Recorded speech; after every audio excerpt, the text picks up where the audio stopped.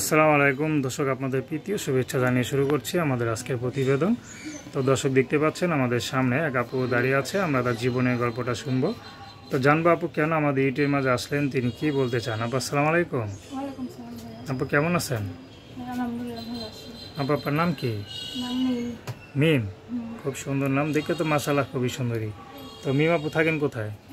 তাহলে ময়মনসিংহ। ময়মনসিংহ থাকেন। লম্বা চড়া তো মাশাআল্লাহ ভালো আছেন। বিয়ে শাদী হয়েছে? না হয় নাই। বিয়ে শাদী হয় নাই। পরিবার আর কে থাকে? মা আছে আর ছোট বোন আছে। মা আছে আর ছোট একটা বোন আছে। তো মিম আপা ইউটিউবে আসার উদ্দেশ্যটা কি? ভাবে আছি তাই। হ্যাঁ, ভাবে আছি তাই। বুঝি না। কষ্টে আছি। অনেক কষ্টে আছেন। বাবা নাই? না বাবা নাই। আচ্ছা, কি কষ্টে আছেন? সংসার চালাইতে হয় আমার নিজের। পড়াশোনা বাঁচতেছি বাবা।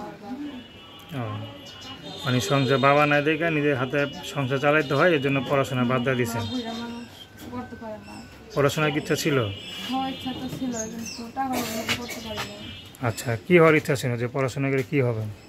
পড়াশোনা করে ডাক্তার হওয়ার ইচ্ছা ছিল। ডাক্তার হওয়ার ইচ্ছা ছিল, খুবই ভালো কথা।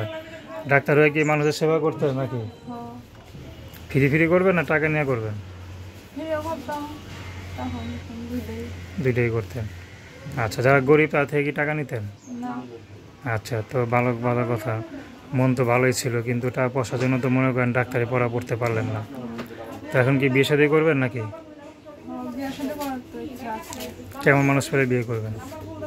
ভালো মনের মানুষ পেলে যে আমার পাশে থাকবো। যে আপনার পাশে থাকবে তাকে বিয়ে শাদী করবেন। আমাদের বিয়ে শাদী হয় নাই। না হয় আচ্ছা, প্রেম ভালোবাসা করছেন কখনো? না করি নাই। কখনো প্রেম ভালো? কাজেই করছি ফ্যামিলির বিষয়। আচ্ছা আচ্ছা, তো নাম কি বললেন? নীল।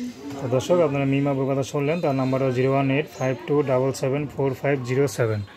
তো দর্শক, প্রেম ভালোবাসা সাহায্য সহযোগিতা বিয়ে শাদী করে একান্ত আপনাদের ব্যক্তিগত ব্যাপার। তো আসুন আমরা 5 ওয়াক্ত নামাজ পড়ি, সর্বদা দেশের সেবা করি। আসসালামু আলাইকুম।